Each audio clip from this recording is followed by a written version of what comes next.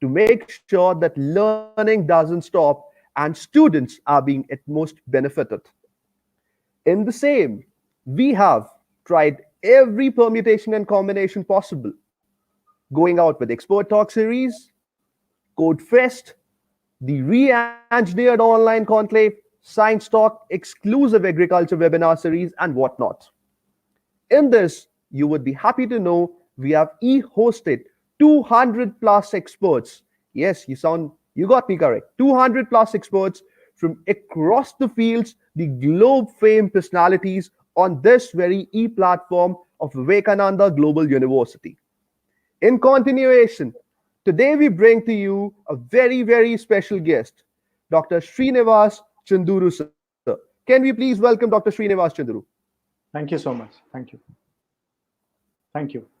A brief introduction, if I put across about the great man who's there on the screen. Dr. Srinivas Chunduru is a board member for Ola Group of Company, OSPL. He's also a board member of AF Capital. Dr. Srinivas Chunduru is the founder of Vance Group of Companies. And that's not it. The man who's there on the screen have had a decade of close working with country's leading corporate house, Piramal Group. He has served there as an executive director. He has been the group CHRO. He has also been the vice president for merger and acquisitions at Piramal Group Limited. And how can you best identify Piramal Group? I'm sure none of you would have missed Anand Piramal's and Isha Ambani's wedding video on YouTube. Well, Dr. Srinivas Chunduru is an executive entrepreneur and a business leader with over 2 decades of experience across diverse functions such as profit and loss management, business development, corporate strategy, mergers and acquisitions, investor relations, and strategic HR. Dr. Srinivas have a large experience of working and handling big teams, working close with founders, promoters, and family-managed businesses. Dr. Srinivas Chunduru is also a proud receiver of the coveted awards like CLO of the Year by LeapVault. He's a gold awardee for Best Simulation for Finance and also the award receiver of Chief Human Resource Officer of the Year by Times of Ascent. In this year, 2020, Dr. Srinivas have been conferred the prestigious Doctorate of Excellence in Management from UCT Delaware, USA, for his contribution in the field of management and business. So long and so forth, he has also played key roles in Larsen and Turbo. The list is long, but the time is limited. So with due respect, may I please welcome Dr. Srinivas Chunduru on this e-platform of Vivekananda Global University. Welcome, sir. Thank you so much, Nitin, for this warm welcome. Thank you. We are privileged to have you, sir. Thank you so much for making time and being with us, and absolutely giving us this thought to discuss this wonderful, wonderful subject, which is of much concern, much relevance to all our student viewers. We are academia, and the student is absolutely our at most prior audiences. The subject which we have chosen for the day have absolutely derived from the student community by and large. Employment is definitely one thing which completes the professional education. I'm sure you would agree to me on that. Sure. Right. So the subject, what have we done out here is, pertaining to the subject, we have let our students take the first seat and share across the questions which they are at most concerned about. Sure. To take the talk forward, I have certain questions being taken up from our students to be taken up from your side live here. Sure, I'll do that. The long experience which you have in the world of corporate, in people management, business making, and another important functions. Now your close interface with academia. You have been on both the side of the fence. How do you see this future world of employment? Is it indifferent from the existing world? If so, then in what all ways, sir? Sure. Thanks. A very interesting question, Nitin. To start with, good evening to all of you, and hope all of you are safe along with your family, because in this crisis time, your own health matters the most. To answer your question, Nitin, let me divide it into 2 parts. part one, some things don't change. Whether you're doing your engineering, whether you're doing your management, law, some things don't change, and a few things are likely to change. So let me focus on some things that, in my view, don't change. I think how well read are you does not change. Let me explain what I'm saying. I would have gone probably to, if not more, 400 campuses in my career to recruitment for different positions. I must be mentoring about 2000 MBA students every single year.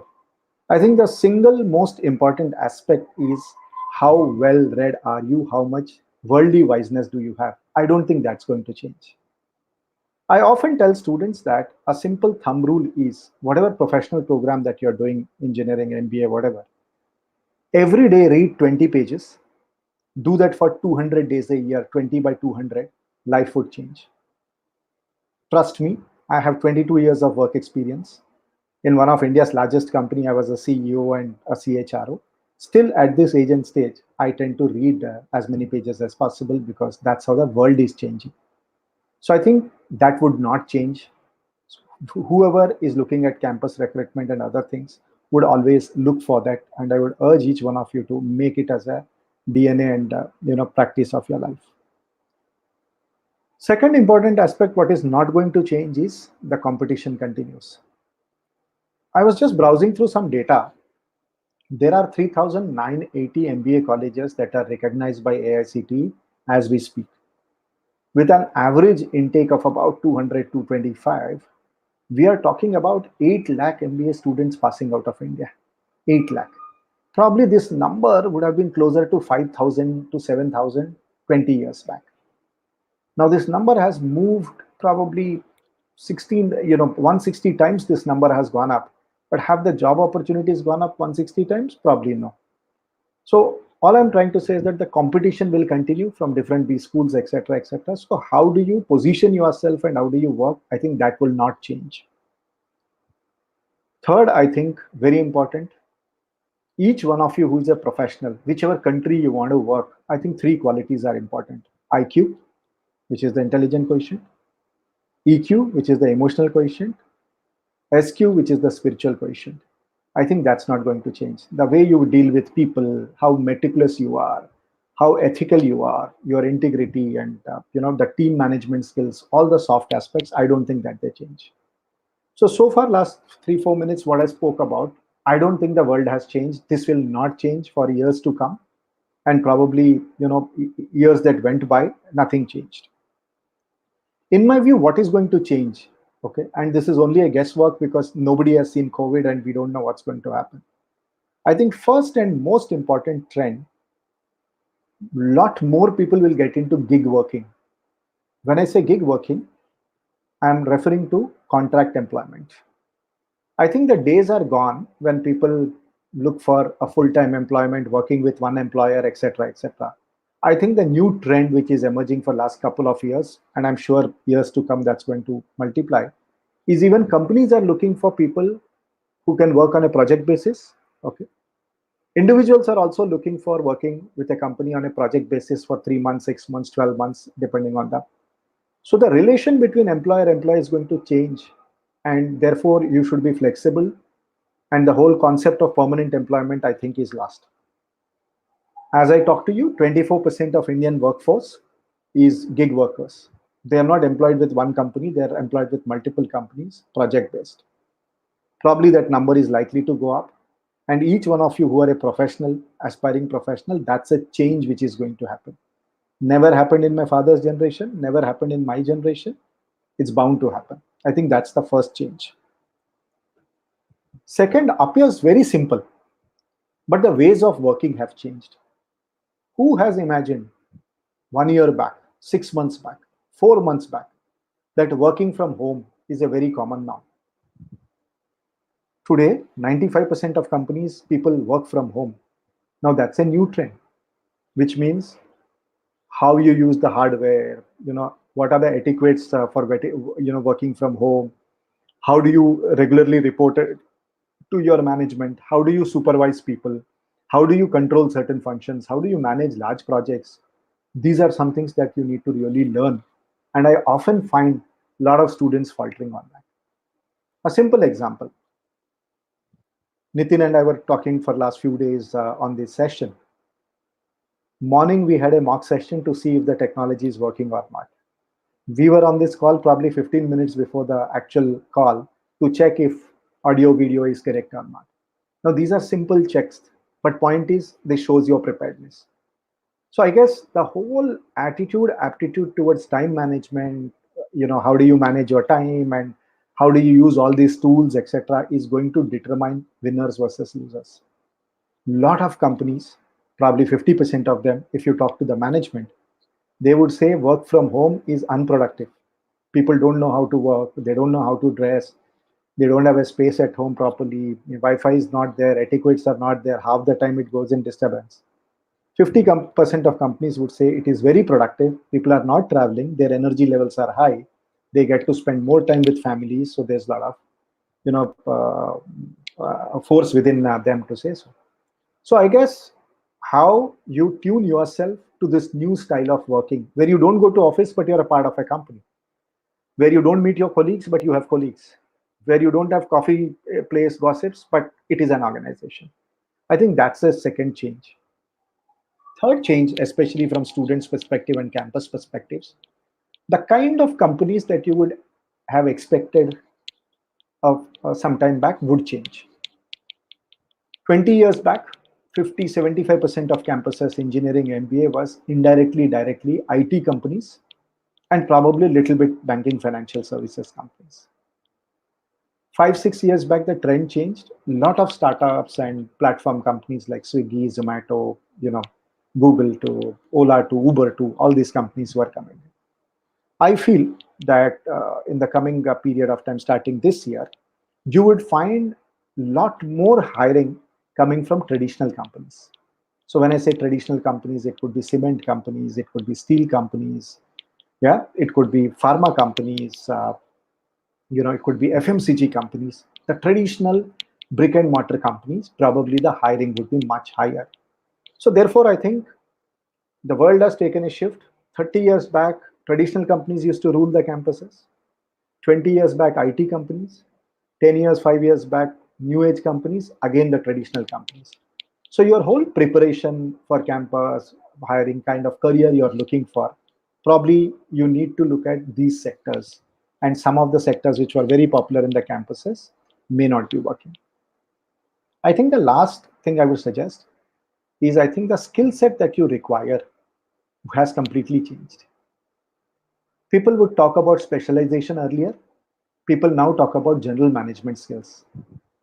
The reason behind that is you don't know what is the situation. Every 2 months, 1 month, the situation is likely to change for next 5 years period. So they want students who are agile, who are not just marketing people or civil engineers or finance people or HR people, but people who can manage projects, who can move from one function to another function to another function.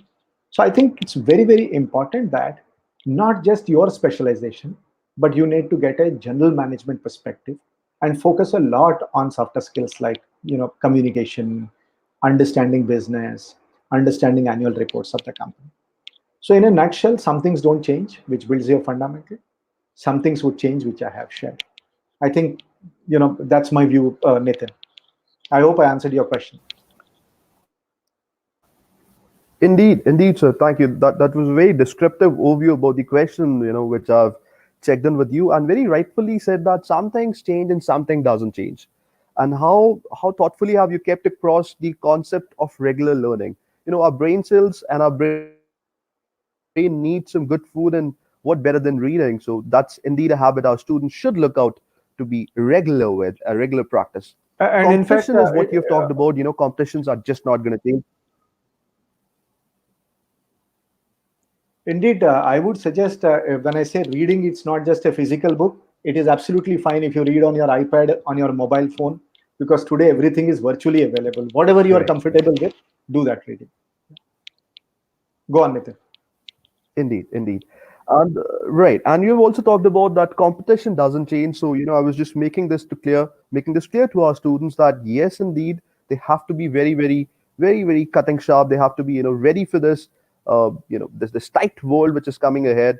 Flexible working is also one thing you've talked about, and you've shared a very interesting statistics that 24% of the entire working population of our country is currently in gig working. That's a very interesting thing. So the upcoming generation also need to be flexible on this fact that you need to be open, you need to be like available to multiple working system, to multiple working organization, and this is definitely going to rule the roost in the future as well. Also, you've talked about traditional companies taking up, a flight back again into the system, and campus placement would certainly see a lot more of traditional companies coming in. So that is the news for the students of engineering for sure. Bringing me to the next question, sir.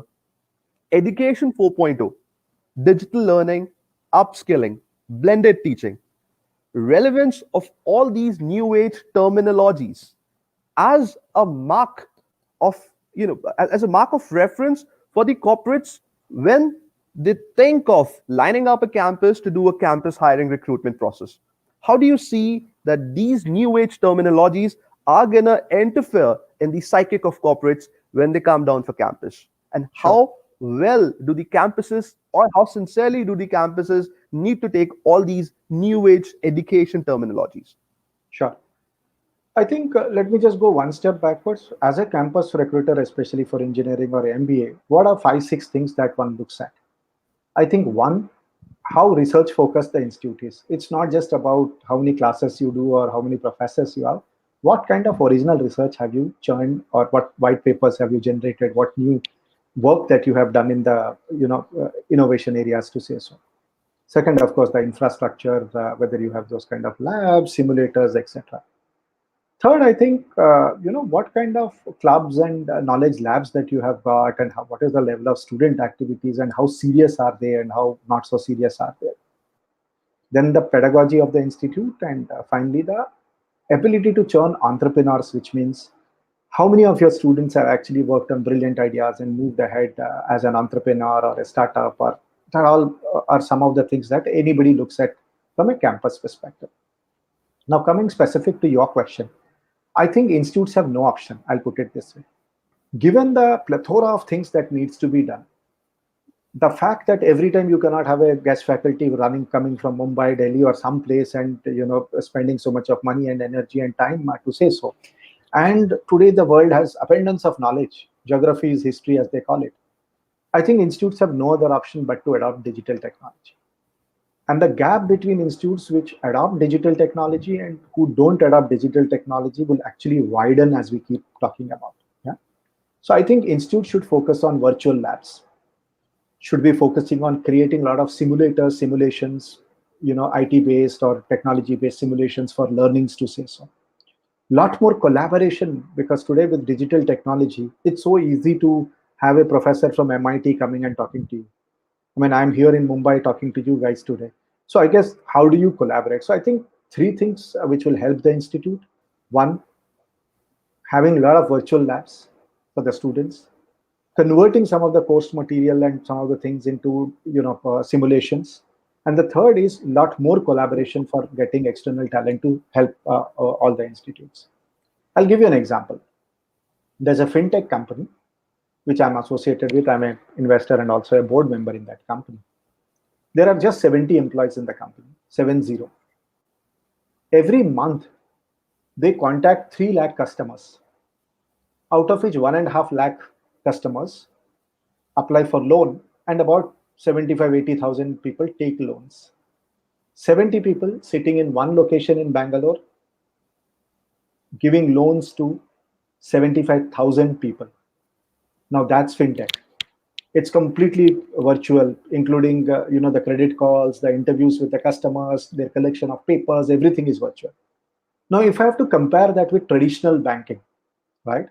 Probably to cater to 75,000 customers, my feeling is the company may be requiring 250 branches. Now look at the structure when you have 250 branches versus 70 people working. I think that's the difference. And therefore, students getting exposure, how technology can be used to leverage at workplace, etc., is a very, very positive thing and a must-have for the institute, because that's what recruiters look for. Saying that the world is moving from physical branches, all of those things, more towards technology.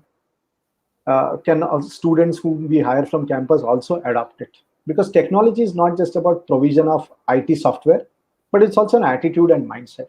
So as you rightly said, 4.0 is a must have and no other option. And that would be sure shortly a criteria for any of the recruiters, including me, to look how much of their content is converted into digital virtual labs, simulators, etc., etc. So that's going to be a cutting edge for any of the institutes, and students have to adapt to this. This was non-existent. I mean, if that helps you, when I was an MBA student in one of the most premium institutes in India, we didn't have internet because internet was expensive. I mean, we did have internet, but it would cost a lot of money to surf internet, right? Now, how would we read if we have to read about a company? We would probably take out 5 years Business India, Business Today, Business World, take photocopies of articles on that company, compile that data, and read it. Now, that's like so many days of hard work, right? Compare that with what we do today, right? You need about any company, you can look up, probably those 10 days work can be converted into a couple of hours. Productivity is much higher. I think those learning traits and institutes establishing those ground rules is what is important, and that's what recruiter is going to look at. So I will not be surprised if either in rating of the institutes or selection of campus recruitment, one of the key criteria would be how much is digitized and how many simulations have this institute created. That's all from my side on this question, Nitin. Thank you, sir. And this is also in the good interest of all the institutions and the friends watching us from all the different institutions across the state and of course outside the state as well. That research and innovation, which is one primary focus area, you would be happy to know here at Vivekananda Global University, we are very primarily and deep rootedly focused on research and innovation. And as rightfully said by you as well, that simulation, the how digitally well versed the campus is, that would be a lookout for the student coming inside the campus, and of course for the recruiter who's wanting to take in the student outside. True, Absolutely. sir. And how how parallelly you explain that to the example of that fintech, 70 people doing it for 75,000. This is the new world of working indeed. Bringing me to the same question, a question pertaining to the same subject. So we are talking about this, whole innovation ecosystem, the multidisciplinary learning ecosystem, the incubation approach. The campuses need to produce more entrepreneurs. You are yourself a successful entrepreneur. You have this long leadership roles in the big corporate houses, and then you are a successful entrepreneur, and absolutely an inspiration for many. So how do you look at it, that is it actually the need of the hour for the institutions to focus more on entrepreneurial skills?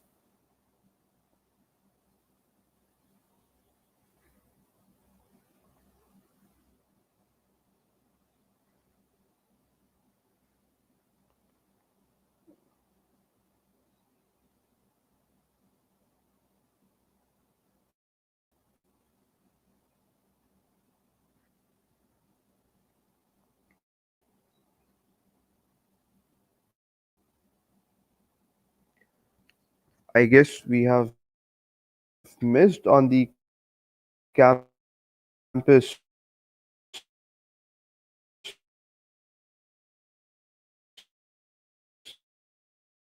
Sorry, we are back. Chandru was very rightfully saying, there are hundreds of good things about working virtually, but then these challenges would also be there. We cannot ignore them. And that's where we all need to cope in. He's just joining us back. I'll just give a revision to what we have talked so far. We have talked about the importance of having a digitally well versed campus. We have talked about the habit of regular learning for the students. We have talked about Education 4.0 being an absolute new and much mandate reality for every institution out there. We have also talked about how students need to adapt to the new style of working and how flexible they need to be. Dr. Srinivas had resumed with us back. Yeah, I'm there, Nitin. Yeah. Absolutely, sir. So we just lost you for a while, but nonetheless, we were just recollecting what we have talked so far. So my question was about this entrepreneurial thing. How important do you see this? Because you are an entrepreneur by yourself, have been on senior positions and leading corporate houses. Is this the need of the hour for institutions? I think, if I have to be a little harsh on the institutes, one of the things that institutes spoil, or for want of better word, does not focus on is the areas of entrepreneurship. It is so surprising to see that very few MBAs actually take the entrepreneur route, because the moment you start doing your MBA program, for some reason there's less focus on entrepreneurship. So I think onus lies on institute to encourage entrepreneurship through incubators, through bringing in investors, potential customers, technology partners, and creating out of it. In fact, if you ask me, every institute should scrap most of the projects that they give every term, and probably give one project to every student of creating a small enterprise in 2 years period of time. Post 2 years, it's the choice of an individual. He or she may choose not to be an entrepreneur, take up a job, depending on their situation. But as a project, they should be setting up one small entrepreneurship. I'll give you an example. In the engineering school I studied in, again a reasonably reputed ones, most of the students were wanting to get into go to US. While I'm a mechanical engineer, probably 90% of the class has become a software engineer, went to the US. When they wanted to do MS in the US, you needed dozens of recommendation letters of the professors as a part of the admission process. And many of you on the call who are engineers would know that engineers usually struggle with good writing in terms of English language. Now, I saw this as an opportunity, and I actually started a small business while I was doing my engineering of actually drafting letters for the students, and I used to charge 25 rupees. One full term fees of my engineering I paid through just drafting letters to the people. All I'm trying to say is that when you do it yourself, so many things that you realize in terms of money, in terms of people relation, in terms of contacting, marketing, small or big, doesn't matter. I think important for you to use that learnings either to set up a company or to work for some company. Out of 22 years of my career, probably 19, 20 years, I worked in one company. While I was not an entrepreneur at that time, but all I did in this 20 years is acted like an entrepreneur for a professionally managed company, right? So I think it's very, very important that entrepreneurship, having incubators, having a connectivity with all the different stakeholders put together, institute should provide a platform for students to say so. You may want to even work in a public sector entity or a government enterprise, depending on what you want to do. That's okay. But I think in your engineering or MBA program, must to set up one enterprise. That experience you should give. And very few institutes work on that. One or two institutes do that. And when I go for campus recruitment, you can see the difference in the students, their confidence level, their deep understanding, because of the practical feel that they get. Business could be as small as setting up a photocopy shop in your college, running the canteen in your college. It need not be mega business, but get that exposure. Yeah. And having a technology and incubation center does help. Recently, one of the engineering colleges, a 100-year-old engineering college in Maharashtra, I was there in the college. They shared an incubation center of theirs. Every year, close to about 40 new ideas, technology ideas students bring in, out of which 4 or 5 of them convert into startups. They got investors together, they got advisors together. It was like a festival. But just imagine 5 ideas coming from one engineering college can change the face of the country. Yeah. So I think, Nitin, very important. Entrepreneurship should be a skill that students should pick up, and onus on the institute to create those platforms. That's all from my side on this question, Nitin. Thank you, sir. And the best word which I can put out of what all you have just shared with us is the enterprise experience is very important.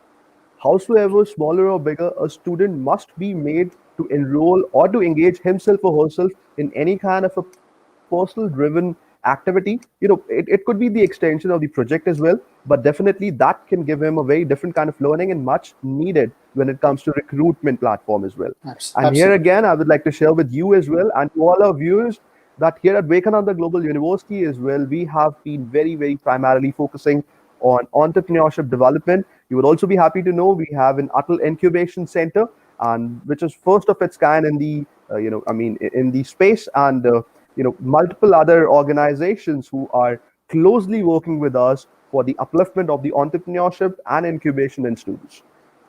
So coming down to the topic, world of employment, the future world of employment. Traditional question, a very simplistic question from student point of view here I have. Bulk hiring have always been one of the prime highlights when it comes to campus recruitment. Is the future world of employment, the future, the face of recruitment between a campus and a corporate may seem the fading of bulk hiring platforms? Is niche hiring going to be the new reality of the job orbit? And also, I would like to understand from your side that is this e-hiring practice going to stay there for long? If Nitin, I'm so, losing you. how Can you just effective repeat do the you question? consider this? Nitin, you may have I'll to repeat repeat the this. question. What I'm trying to right, no problem, sir. I'll just repeat the question.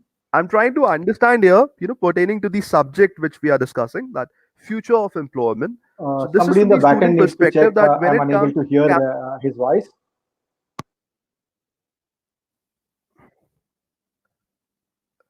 hello, am I coming out now, sir?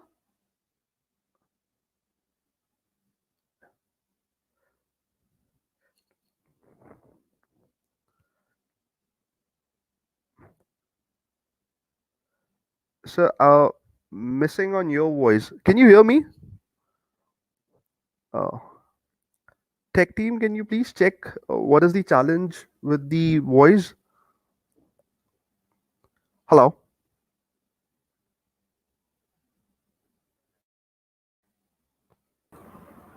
Hello, sir. Actually, laptop is the reason may be possible for that your voice is not coming. So I request to the Srinivasan sir to please come up with a mobile if possible, sir. Okay, okay, okay. Uh, so, Dr. Srinivas, am I audible now?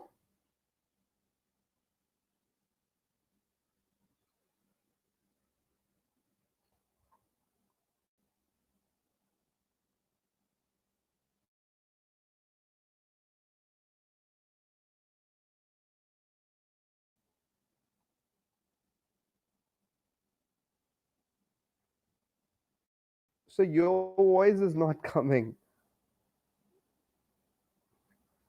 You got my voice now? But I'm still not able to hear you. I'm still not able to hear you. Yeah.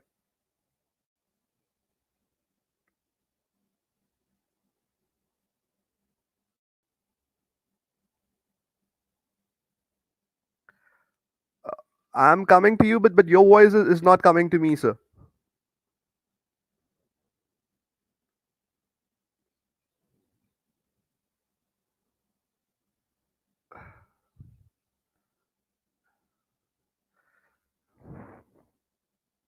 It happens at times.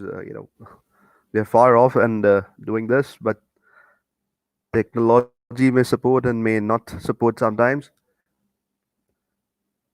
So I'm audible, but uh, from your side it's not coming. From your side it's not coming.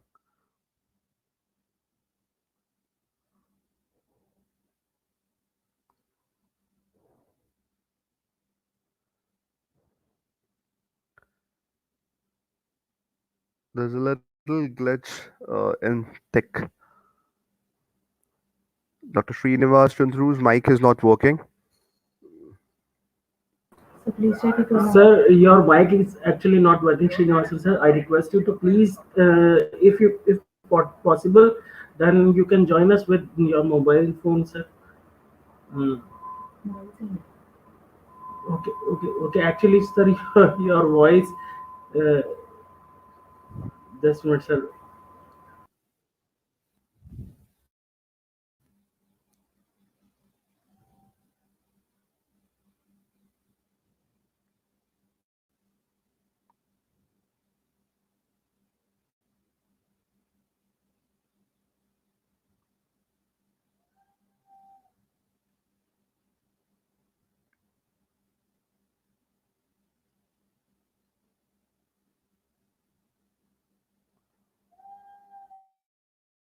So Dr. Srinivas would be which have just occurred.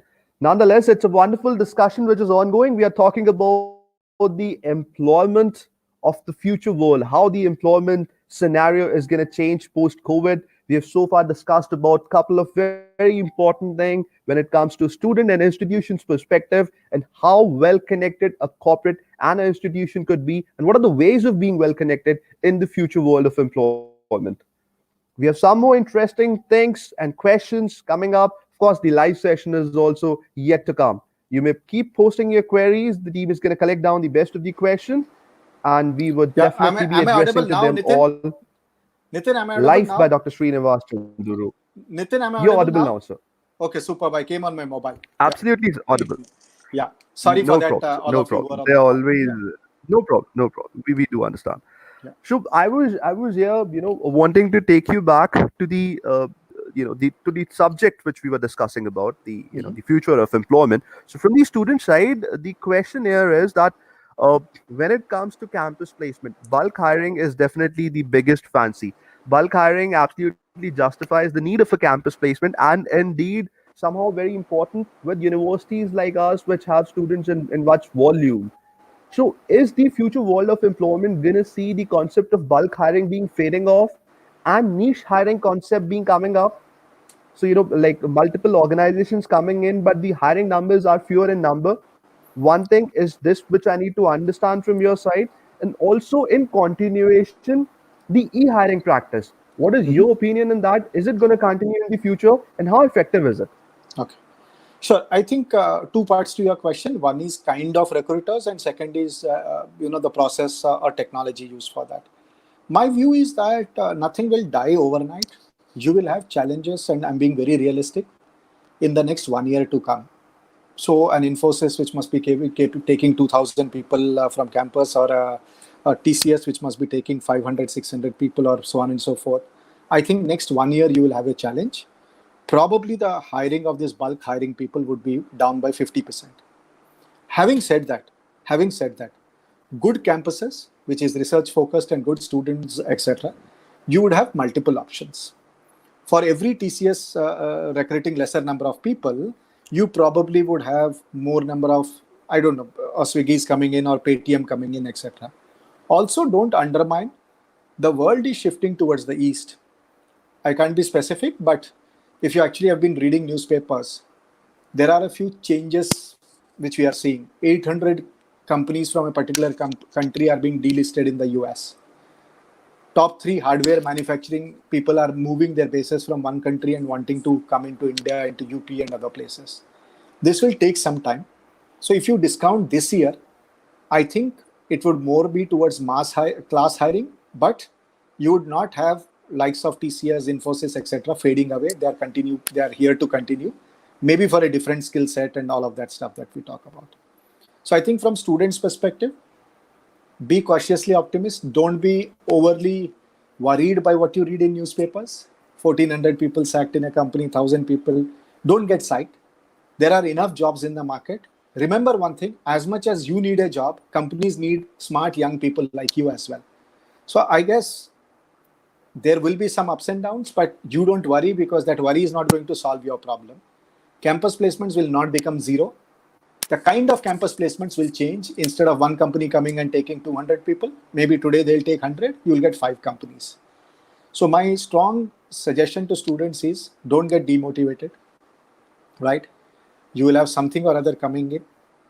All the more reason for you to be well prepared and do extremely well is because earlier recruitment was little more easier with mass recruiters. Today that's not easy.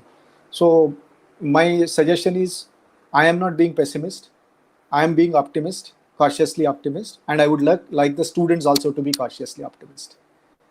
The second part of the question was more on the methodology. I think things have changed, and I'm sure with your experience you would have also seen. For example, 20 years I've been going to different campuses. Last year when I went to campus, and we hired about 80 people from different campuses, I have not done single interview. We just did a hackathon, we did a tech fest, and we chose whoever we wanted to choose out of that. So I think those trends will come where interviews will be replaced with hackathon, all of that stuff, right? So I guess how you get familiar to this tool and participate in much more makes a difference. And second, I think companies will also look for ability to create a social impact. So therefore, in your whole course curriculum, projects that you do, have a flavor of social impact as well. For example, one of the B schools in Mumbai has initiated a study on how to reduce traffic in certain important junctions. Now, such an important social problem. You are using your management skill over there. You are using statistics to do certain data churn, etc. So I think these are two parts to the question that you had, Nitin. Over to you, Nitin. Right. So very correctly have you stated here that what was there is definitely gonna stay, but new trends are gonna be foreseen in the future.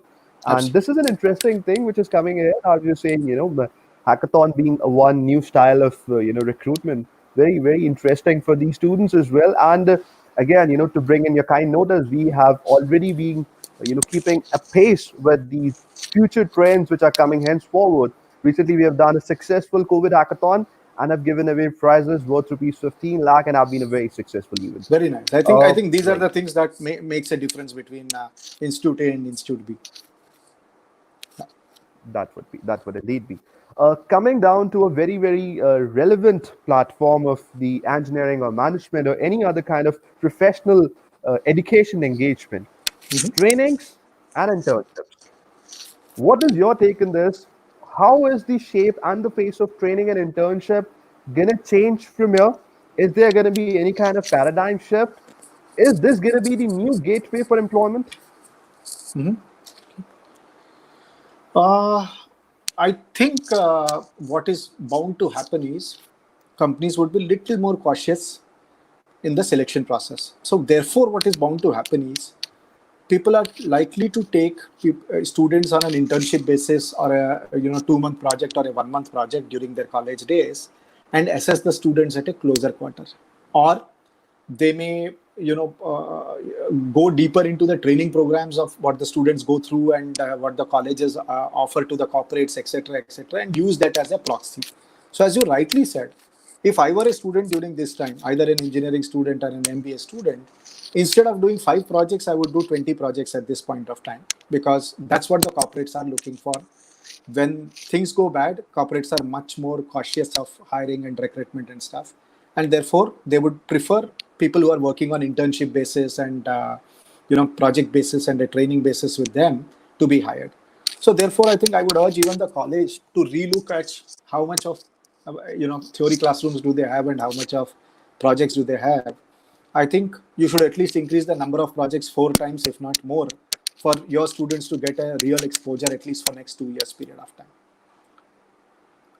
Hope I answered your question, Nitin. Absolutely. You have very clearly mentioned there that the importance of internship and trainings are definitely going to be in the priority list of the recruiters as well. And they're going to keenly observe a student with a good project summary, a student with a good hands-on and have very deeply intervened about the project they have done. And a sincere internship they have taken in would for sure contribute to their future employment and the job offer as well. Absolutely. So you were just a while ago you were talking about students not to be panicking out of what had been circulated about. Herein, I would like to take more of your input, sir, because definitely the media is bombarding with all the job layoff news, and the student community is absolutely in a dark despair here. Let me honestly bring this to you, and I'm again not trying to be a pessimist. Very optimistically, students are at a much tensed space here. They are actually thinking that big layoffs being happening. There are new tags that no new hires would be entertained, job salary cut, and a lot of uncertainty in the future job market. Your words of optimism for these students and how they need to equip themselves. What are the quintessentials to combat the future of employment and to grab in the first job offer? Sure. So I think I'll put it this way. Whether a particular company comes to your campus, does not come, what is their business cycle, etc. There's limited things that you can do except for worrying. So I think my suggestion here would be is that get into more practical and focused interview preparedness. For example, You would know that if TCS has been coming for 5 years, I'm just taking a name, it would continue to come. Maybe instead of taking X students, they'll take X by 2. So you know a company called TCS or whatever XYZ is coming to your campus. This is the roles that they're looking for. So how customized you prepare for? Knowing more about the company, reading the annual report of the company, talking to a few seniors as to what do they do, trying to figure out the kind of projects that you have done or want to do, what is the relevance to the company, all of those things. I think that focused preparation is what is going to help you as we keep moving, because as a campus recruitment, I would love students who know more about me as in the company that I work for or the company I'm representing. I would love students who are not just academically brilliant, but also have a worldly wisdom and have done a lot more projects. So I think my larger point here is be more focused on 3 companies that you want to do, and you need to know everything possible about those companies, talking to multiple people. I think that's one part. The second part, I think you should be very flexible. You have a lot of professors and a lot of them with high qualification and background that they have. And therefore, if you have made up your mind that this is the kind of career path I want to do, that may not happen today. Correct? So therefore, I think very important for you to be agile enough to say that what is the new trend and what is the characteristic required for that particular job. For example, there are enough engineers who join banking sector without an MBA. There are enough MBA who join the technology sector and get into the product management side. These are not traditional ways of looking at it. So I think I would urge all of you also to be flexible in that. Look at the pattern and then look for a career and not get demotivated to say that, okay, I'm not getting this company or that company. Yeah. First is preparation. Second is your own agile nature, if I want to say so. Third, which I've said, I'm repeating. If you are doing 5 projects as part of your MBA, do 20 projects right now. I think that's going to make a difference. And recruiter would have a eye closer to you to say that, okay, this guy in his internship has really done well, and therefore let me just take that. If that helps, I'll just give you a glimpse of my own career. I'm a mechanical engineer, a gold medalist, and an MBA. I've specialized in finance. So, in fact, this would be the most interesting thing. Next, I was actually wanting you to share in your long journey. I mean, from a small town of Andhra Pradesh to the big city of Mumbai and ruling in the leadership positions in the corporate world would be very interesting. Thank you. Thank you so much for taking it. I mean, I don't know if I'm ruling, but God has been kind. I can say that much. I think, 2-3 things I can just share. That when I started my career, I have done my MBA finance. I've studied a little bit of marketing, and when I've joined the Piramal group in 1998, my first job, I realized that the scope of finance is not too much after the initial induction, and scope of sales and marketing seems to be quite good. And there was a position available in the company after joining in marketing and sales. That was not my area of focus or dream, if I can say so. But I always felt that this will give me some exposure, right? I can travel to a lot of places, meet people, understand a few customers, etc. I joined sales in spite of the fact that sales was looked down upon. I was doing frontline sales. So I used to actually go talk to dealers, distributors, etc. A lot of people used to wonder, this guy is a gold medalist engineer from REC and an MBA in finance from top institute. What is he doing? He's selling things to distributor, etc. 5 years I did that. I think that was the biggest learning in terms of managing people, understanding dynamics of the people, competition, all of those things, targets. After that, I had an opportunity to move to corporate finance. And I'll be very honest, 5 years I've not done much of finance, except I was doing some reading. And I always used to teach in a B school to keep myself updated. So last 20 years I've been teaching in MBA colleges. So I used to teach some, but I really didn't have practical knowledge of finance. But when this opportunity came in, I grabbed it saying that there's something which I should learn. Otherwise, what's the point of having all this qualification if I cannot learn something quickly? Next 7-8 years, I was in corporate finance. Did a lot of merger acquisitions, about 46 of them to be precise. Did one of the deals, which was one of most spoken about deal in every Economic Times front page, that news was there. After that, I got an opportunity to be the HR head in the group. Now, trust me, including my own family members laughed at it when I told I'm moving from corporate finance as somebody whose name used to appear in Economic Times to HR. But all I told myself is that, when a lot of people report into you or you're managing a large organization, it's easy because you are powerful. HR is one area where you are not very powerful, but you have to influence people without authority. So I told myself, let me learn this skill. I don't know this skill. I became the CHRO of the group or Chief Human Resource Officer. After that, I became the CEO of the financial services.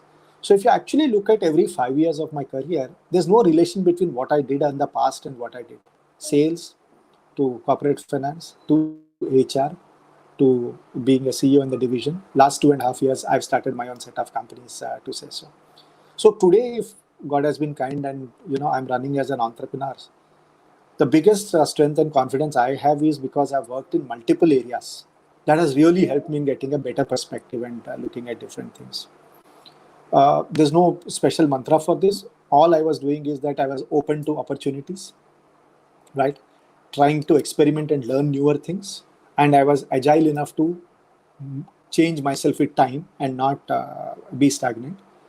And trust me, not many people believe, but one of the biggest, if I can give 40% out of 100% of my credit, I mean, if 100 is my units of success, 40 credit is my association with MBA colleges.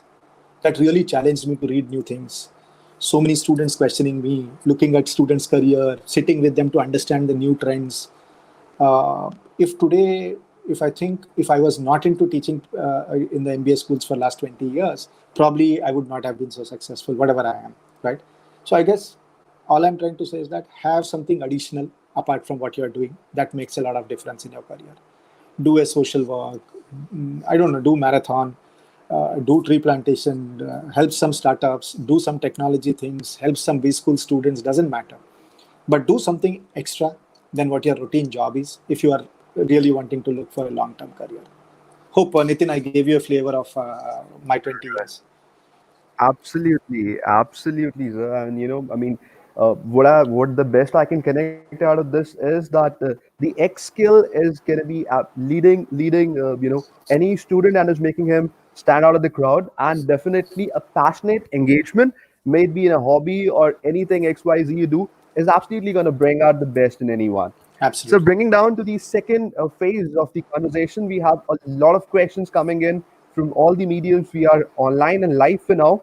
I'll be very quickly trying to take in the best possible questions we have. Sure. So, with your due permission, should we go ahead to that? Please go Right. ahead. Thank you.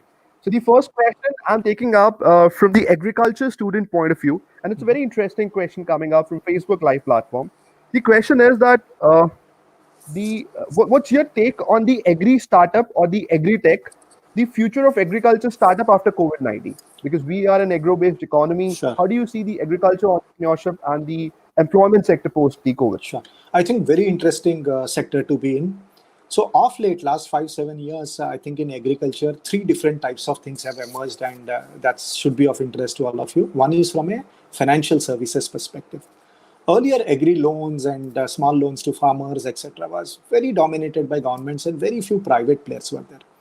Last 5-7 years, lot of private NBFCs have come into this space. Credit Agro being one, SBI being, I mean, SBI of course is government. A lot of NBFCs have come into this space, Star, Credit, so on and so forth.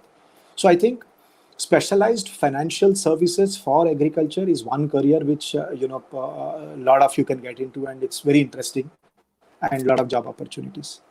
Second is in terms of retailing.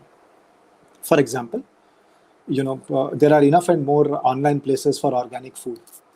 A lot of, for example, there is a new company which started, and I started using it, called bulkget.com, which connects all the farmers to people like us who are individuals who buy fruits, vegetables, etc. So earlier, there would have been 5 layers between farmer and us, like consumers. Today, it's a direct online with payment gateway with somebody. So, retailing, probably there would be enough and more opportunities from that perspective. I think the third one, which sounds little far and flung, but there are enough and more companies which have done, is in terms of education in the space of agriculture through skilling. There is one media group based out of Pune, which trains 4 lakh farmers every year in terms of improving productivity and the agri prices and the technology and so on and so forth, to say so. Now, 4 lakh people and funded by Government of India is a huge education opportunity for people to run through.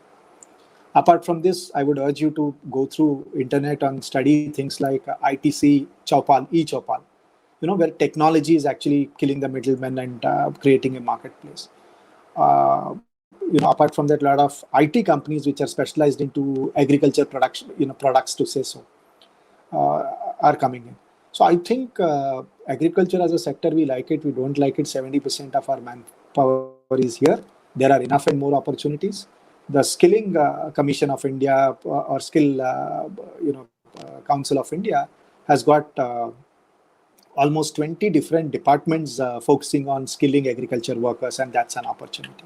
So either entrepreneurial as professional, I think you have got enough opportunities. Over to you, Nitin.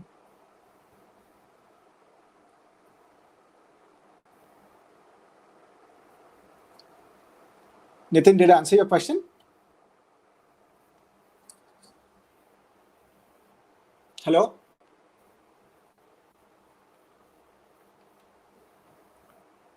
Right. Yeah, Very Nitin. rightfully Yeah. said that this is one sector which is going to bloom out of this, this time of despair as well, and is going to come out strong.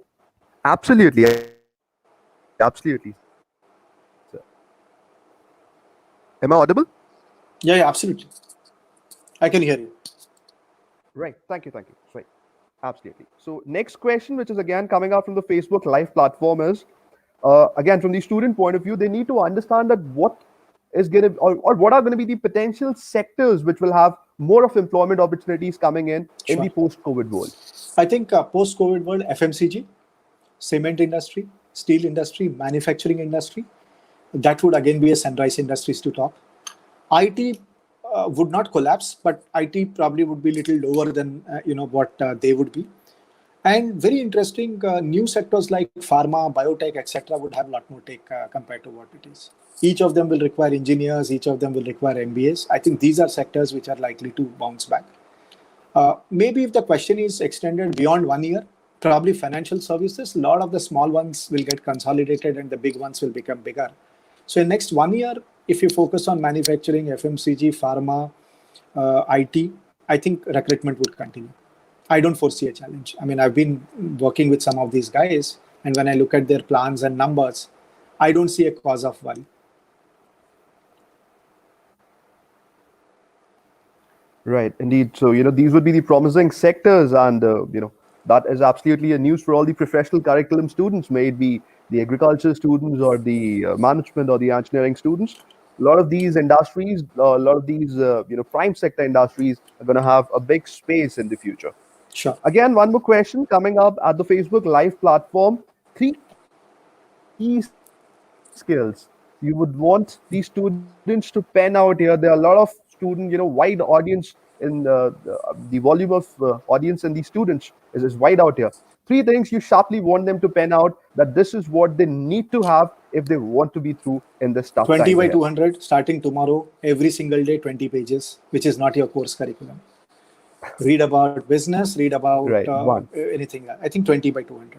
Second, I think be smart, which means when I say be smart, do some study of finding out which sectors are likely to come to your campuses, which kind of companies are going to come, talk to a lot more people, and have a focused preparation. When I say focused preparation, couple of projects in that area, reading annual report of that company, so on and so forth. I think that's a second must have, which means instead of having a generic preparation for campus interviews, have specific preparations. The way your preparation should be that if somebody wakes you at 12 in the night and asks you to, let's say company is XYZ, asks you to talk about that company for 10 minutes, you should be able to wake up in the night and tell 10 things about the company at 12 in the night. The third, do a lot more projects. Even if it is 2 days project, 5 days project, be out, do as many projects as possible. That will give you exposure, and also that's a subtle communication to the industry saying that we are taking that extra effort to come out and do much more projects in these difficult times, and we are not sitting for you to wait and come. I think these are 3 must-have for students. 20 pages, focused preparation, and third is do four times more number of projects. Small projects, doesn't matter. Right. So keep learning and outdo yourself. Absolutely. Keep learning, outdo yourself, and projects. That is definitely the points for the students to pen out to be well prepared. And preparedness is, of course, going to be more important now in the times ahead. Very rightfully said, sir. Well, though we have a lot of other queries as well in the uh, box of suggestions on Facebook and YouTube platform, but there is a limitation to time, and we do Absolutely. understand that we have a commitment commitment from your side of an hour long, so we would not want to stretch that much. Rather, we look forward of having one more session probably in the future if the time permits, and know some more interesting facts and have some more insightful information on the industry perspective from your side. Sure. Quickly coming down to the final phase of the conversation, I'm sure there are a lot of takeaways for our students. But then to do all of it and to give away the word of thanks from the university behalf, may I please request Dr. Praveen Chaudhary, sir, Registrar of Vivekananda Global University, to summarize the entire conversation in the student welfare and give away the vote of thanks to our guest today. Over to you, Praveen, sir. Thank you, Nitin. Am I audible? Nitin, am I audible? Yes, Yeah, sir. very much, Praveen, sir. Yes, sir. Okay, thank you, Nitin. In fact, it is a privilege for me to give away a vote of thanks to none other than Dr. Srinivas, because it was a very, very wonderful and a very informative session that we had, and I'm sure each of the audience has really enjoyed the session and they gained a lot of information from this. Thank you very much, sir, for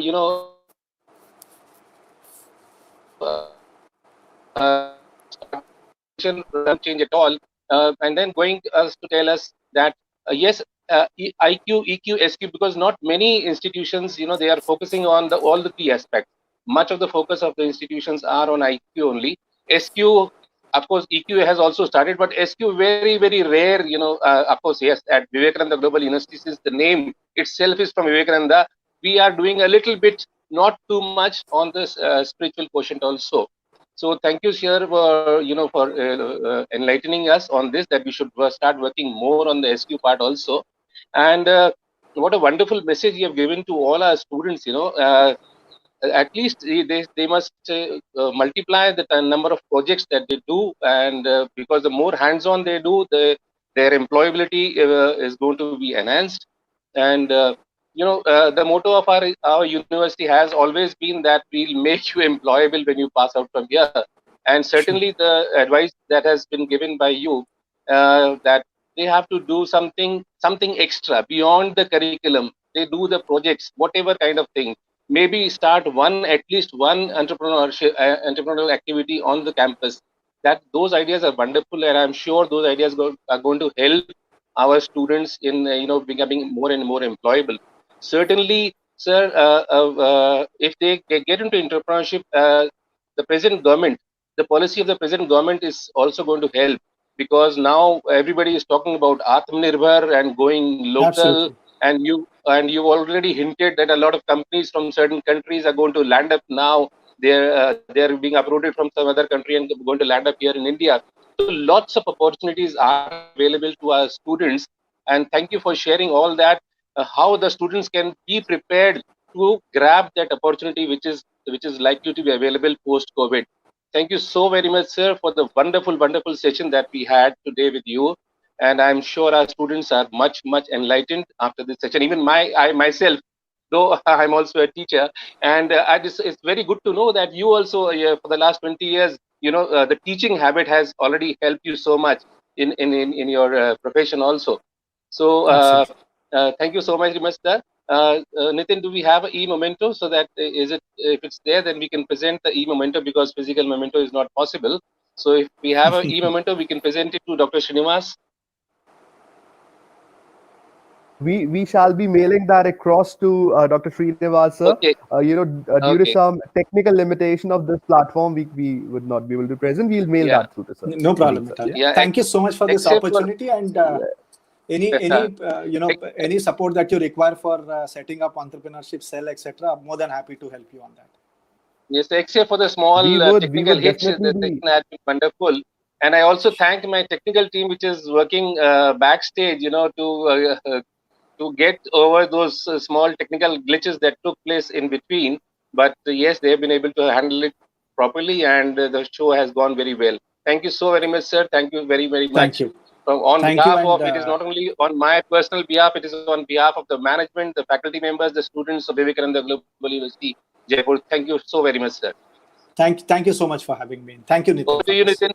Over to you, Nitin. Yeah, thank you. Thank you so much, sir. And very rightfully said, much credits and much thank you to Dipanshu, sir, for very smoothly handling down the show at the backstage. Thank you so much, Dipanshu sir, for being the strong pillar and making us go live in this event today.